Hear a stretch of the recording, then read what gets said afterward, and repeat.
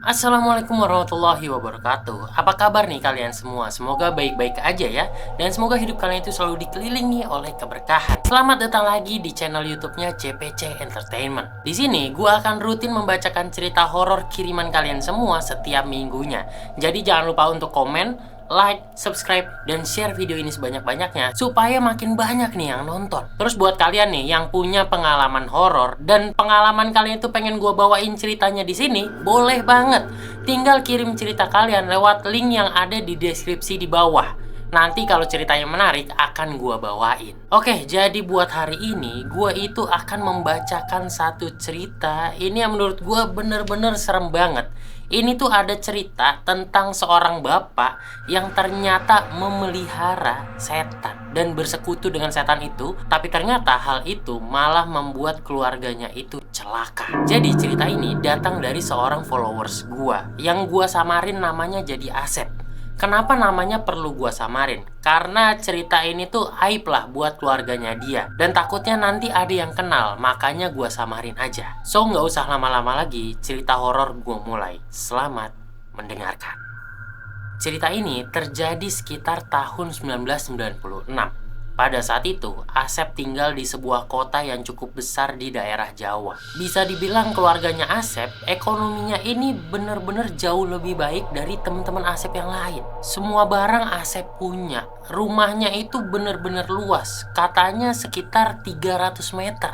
Dan itu berada di sebuah daerah elit yang harga tanahnya itu mahal banget. Bapaknya bekerja sebagai seorang makelar, sedangkan ibunya adalah ibu rumah tangga. Kata Asep, kalau dulu dia berkaca saat itu tuh dengan pekerjaan bapaknya, itu tuh nggak mungkin ekonominya tuh sebagus itu. Itu pandangan Asep setelah tahu cerita itu semuanya. Anggota keluarganya itu terdiri dari 4 orang. Bapaknya Asep, ibunya Asep, Asep yang udah kelas 2 SMA, dan Wulan, adik perempuannya yang pada saat itu masih SMP. Bisa dibilang hidup mereka pada saat itu bener-bener bahagia banget karena semua kebutuhan bisa dipenuhi. Sampai suatu ketika di sekolah, Asep itu berantem sama seorang temennya dia. Wah, dasar anak dukun. Woi, maksudmu apa ngomong kayak gitu? Baji. Loh, iya, bapakku tuh jadi lumpuh gara-gara bapakmu. Ngedengar hal itu, Asep bener-bener marah. Akhirnya antara Asep dan Aldi itu pukul-pukulan. Untungnya keduanya tidak mendapati luka yang cukup parah karena langsung dilerai oleh teman-temannya yang lain. Semenjak saat itu, Asep bener-bener memiliki dendam kepada Aldi. Kenapa bisa-bisanya dia ngomong kayak gitu? Tapi di satu sisi, Asep juga penasaran. Kok temennya ini bisa ngomong kalau bapaknya itu adalah dukun dan bapaknya dia jadi lumpuh gara-gara bapaknya Asep. Asep pun mulai mencari tahu dan akhirnya dia tahu kalau ternyata bapaknya Aldi juga seorang makelar yang pada saat itu lagi sakit. Ya bisa dibilang bapaknya Aldi ini kayak saingan sama bapaknya Asep. Pada saat itu, kaki bapaknya Aldi itu seperti tidak bisa digerakkan, kayak lumpuh total aja secara mendadak. Hal itu membuat Asep ini jadi penasaran. Kenapa tiba-tiba Aldi ini menyalahkan bapaknya Asep? Padahal bisa aja itu kayak kondisi medis aja. Ternyata usut punya usut, bapaknya Aldi mengalami kelumpuhan tiba-tiba itu pada saat dia dan juga bapaknya Asep lagi bersaing untuk mendapatkan sebuah tanah yang murah. Terus lokasi tanah ini tuh bener-bener bagus, pokoknya bener-bener strategis dan pasti ini akan mendapatkan untung yang sangat besar. Mendapati hal itu, Asep ini jadi benar-benar tertarik dan makin penasaran. Apakah benar bapaknya dia sendiri ini melakukan ataupun menggunakan ilmu hitam untuk memenangkan tanah tersebut dan membuat saingannya ini lumpuh.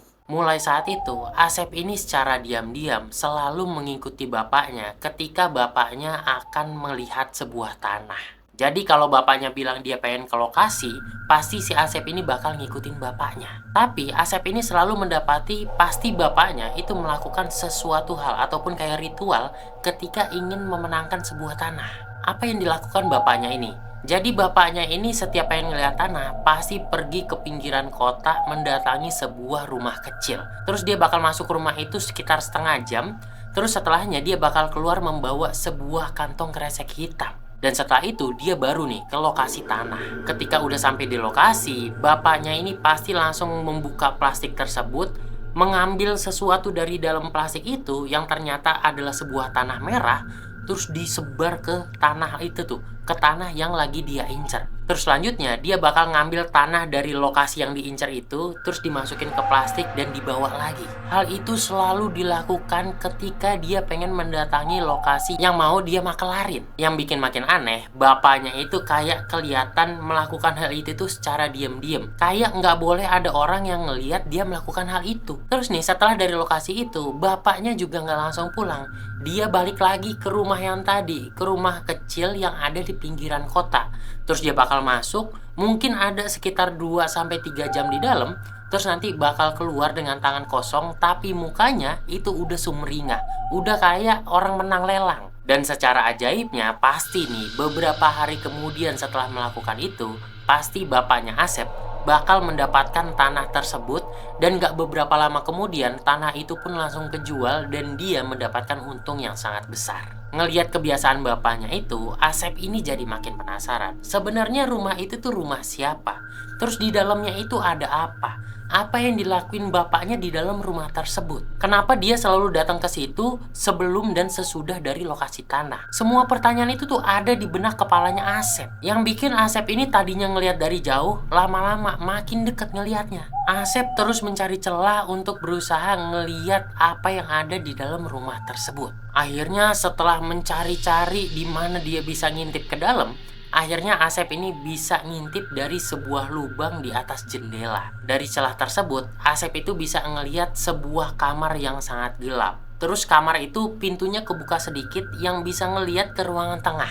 Rumah yang dari luar kelihatan biasa aja, ternyata di dalamnya itu bener-bener kotor dan kumuh. Di semua bagian lantainya itu kelihatan noda-noda tanah dan juga kayak ada daun-daun kering. Terus barang-barang di rumah itu juga terlihat sangat tua. Di kamar yang gelap itu, si Asep juga bisa ngelihat kalau di situ tuh ada sebuah lemari tua dari jati, terus juga ada ranjang dari besi yang udah kelihatan tua banget, ada meja rias yang kacanya itu udah burem, dan ada kursi goyang dari kayu yang sudah kelihatan rapuh. Di situ Asep ini bertanya-tanya, bapaknya ngapain masuk ke rumah tua itu? Yang kelihatan kalau rumah ini nih kosong. Ini tuh sebenarnya rumah siapa? Awalnya si Asep ini ngira kalau di dalam itu tuh rumah dukun. Tapi ternyata kok kelihatannya kayak rumah nggak keurus. Di situ Asep itu makin penasaran dan dia itu pengen ngintip ketika bapaknya masuk. Akhirnya dicari-cari nih waktunya. Sampai beberapa hari kemudian, sekitar jam 9 malam,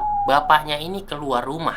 Sebenarnya Asep ini nggak tahu bapaknya ini pengen kemana. Tapi dia itu udah feeling kayaknya bapaknya ini pengen ke lokasi tanah. Yang pasti dia itu bakal ke rumah itu dulu. Akhirnya nggak lama setelah bapaknya pergi, Asep keluar dan pergi ke rumah tersebut. Dan benar aja, ternyata mobil bapaknya udah terparkir di rumah tersebut. Asep pun buru-buru langsung ngintip ke dalam tuh. Asep pun bisa ngelihat kalau bapaknya lagi duduk di ruangan tengah di sofa, tapi posisinya membelakangi dia. Nah, di depannya itu ada sebuah meja besar dan di situ tuh kayak ada asap yang keluar. Asep pun bisa mencium kalau asap itu adalah kemenyan yang dibakar. Asep terus memperhatikan bapaknya. Sekitar 10 menit kemudian, bapaknya ini berdiri dan jalan ke kiri menghilang dari pandangan Asep. Di saat yang bersamaan, Asep itu ngerasa kalau kaki kirinya dia kayak ada yang megang. Dia pun langsung ngeliat ke kakinya, tapi ternyata nggak ada apa-apa. Asep pun mengalihkan pandangannya lagi, pengen ngintip lagi ke dalam. Tapi kali ini dia nggak bisa ngelihat apa-apa. Lubang angin tempat dia ngintip itu seperti tertutup oleh sesuatu, gelap total. Di situ Asep ini benar-benar bingung. Ini kenapa tiba-tiba ketutup ya celahnya? Dia pun berusaha menggerakkan kepalanya untuk bisa melihat lagi ke dalam. Dan di situ si Asep ini baru sadar kalau ternyata ada sosok hitam besar yang menghalangi celah tersebut. Sosok hitam besar itu lalu menggeser badannya turun ke bawah perlahan-lahan sampai Asep benar-benar tatapan langsung sama sosok itu. Muka dari sosok itu merah menyala dan kulitnya terkelupas. Sosok itu menggeram. Aduh anjir, merinding gua. Di situ tuh Asep lalu langsung jatuh gara-gara dia kaget dan sosok hitam itu nembus tembok langsung berada di depan Asep persis. Kata Asep, itu sosok bener-bener hitam legam dan tinggi banget, mungkin sekitar 3 meter. Sosok itu perlahan-lahan mendekati Asep. Di situ Asep udah bener-bener ketakutan, badannya kaku, nggak bisa kabur sama sekali. Tangannya juga perlahan-lahan mendekati Asep seperti ingin mencekik. Tapi untungnya nggak lama ada teriakan bapaknya. "Woi!" Sosok hitam itu berhenti lalu menoleh ke arah bapaknya Asep. Di situ Asep itu ngelihat kalau bapaknya itu bergerak seperti menggeleng-gelengkan kepalanya, seperti melarang sosok itu untuk menyakiti Asep. Lalu sesaat kemudian sosok itu berdiri lagi dan menghilang masuk ke dalam rumah lagi menembus tembok. "Pulang, jangan kesini lagi." Wajah bapaknya Asep itu cukup tegas, tapi nggak ada omongan lain. Dan wajahnya juga kayak nggak kaget gitu. Setelah itu, Asep pun pergi dari rumah itu dan bapaknya masuk ke rumah itu lagi. Asep bener-bener sangat ketakutan dan hampir aja mati itu kata dia. Akhirnya dia nyampe rumah dan dia pun menceritakan hal tersebut kepada ibunya. Bapak pelihara setan." "Shh, diam aja, nanti bapakmu marah." Mendengar jawaban ibunya, Asep ini bener-bener nggak percaya. Kok ibunya ini kayak gitu tanggapannya? Berarti ibunya ini tahu dong. Asep bener-bener nggak habis pikir sama kelakuan orang tuanya. Bapaknya Asep ini baru pulang keesokan harinya, dan ketika pulang ya udah nggak ngebahas masalah semalam. Kayak nggak ada apa-apa aja gitu. Asep yang bener-bener bingung plus ketakutan itu lagi-lagi ngomong ke ibunya. Tapi ibunya lagi-lagi melarang Asep untuk membicarakan hal tersebut karena takut bapaknya ini marah. Tapi ternyata kejadian itu bukan yang terakhir. Asep lagi-lagi mendapatkan hal yang mengerikan. Malam harinya, sekitar jam 11 malam, Asep yang lagi tertidur itu kebangun karena kebelet buang air kecil. Dia pun keluar dari kamarnya, masuk ke kamar kecil. Tapi ketika jalan balik ke kamarnya, Asep mencium bau kembang 7 rupa dan juga bau kemenyan. Dan di pojokan kamar bapaknya, Asep ngeliat sosok hitam yang kemarin.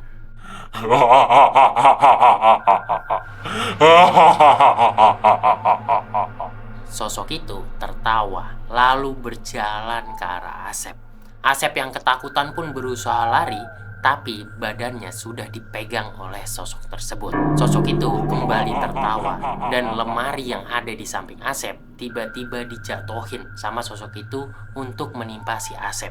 Dan setelah itu, Asep pun pingsan. Begitu bangun, Asep sudah berada di rumah sakit, di mana kondisi tangan dan juga tulang iganya itu patah. Di sampingnya juga ada kedua orang tuanya yang terlihat sangat cemas. Dan setelah siuman, si Asep ini langsung menceritakan apa yang terjadi semalam. Bagaimana sosok itu ada di dalam rumah, lalu dia itu tertimpa lemari yang dijatuhin sama sosok tersebut. Mendengar hal itu, bapaknya ini mukanya langsung berubah terlihat sangat marah. Dan bapaknya ini pun langsung pergi. Bapaknya itu pergi sekitar 4 hari, nggak pernah datang ke rumah sakit. Dan ketika datang, bapaknya ini pun langsung ngomong ke Asep, "Udah, bapak udah kembaliin sosok itu, udah nggak ada." Asep dan ibunya pun langsung mencecar bapaknya dengan berbagai pertanyaan.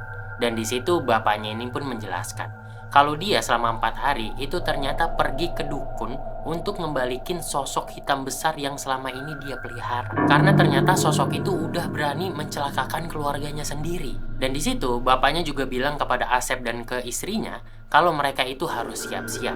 Nah, di situ Asep sama istrinya ini nggak tahu siap-siap ini apa maksudnya. Nah, ternyata yang dimaksud oleh bapaknya siap-siap akan ekonominya yang perlahan-lahan mulai menurun. Keberhasilan dari bapaknya yang selama ini jadi seorang makelar ternyata dibantu oleh sosok gaib tersebut. Nah, ketika sosok gaib itu udah nggak ada, ternyata bapaknya ini udah nggak terlalu berjaya dan nggak terus-terusan berhasil kayak dulu. Dan mulai saat itu, ekonomi mereka perlahan-lahan mulai menurun dan jadi orang biasa-biasa aja. Rumahnya yang tadinya sangat besar itu pun dijual dan udah jadi rumah yang cukup kecil. Dan semenjak saat itu, sosok hitam itu udah nggak pernah terlihat lagi. Dan orang tuanya Asep ini meminta Asep untuk nggak membicarakan hal itu lagi ke siapa-siapa ataupun nggak pernah membahas itu lagi. Wah, gila ya.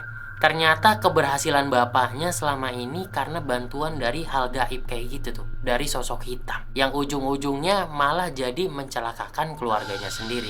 Nauzubillah min dzalik nih. Ini jadi peringatan juga nih buat kalian dan juga buat gua untuk nggak musyrik dan jangan percaya sama hal-hal kayak gitu tuh. Mungkin emang berhasil di dunia, bisa kita rasakan kenikmatannya, tapi nanti tuh di akhirat kita bakal disiksa. Oke, terima kasih buat kalian yang udah nonton video ini sampai habis. Nah, buat kalian yang punya pengalaman horor kayak si Asep, nah bisa nih kirim cerita kalian lewat link yang udah gua taruh di deskripsi di bawah. Nanti kalau ceritanya menarik, bakal gua bawain di channel ini. Jangan lupa untuk like, comment, share, dan subscribe channel CPC Entertainment, karena tiap minggunya gua akan membagikan cerita-cerita horor lagi yang nggak kalah seru-seru. Oke, jangan sampai ketinggalan, dan sampai jumpa lagi di video berikutnya. Bye.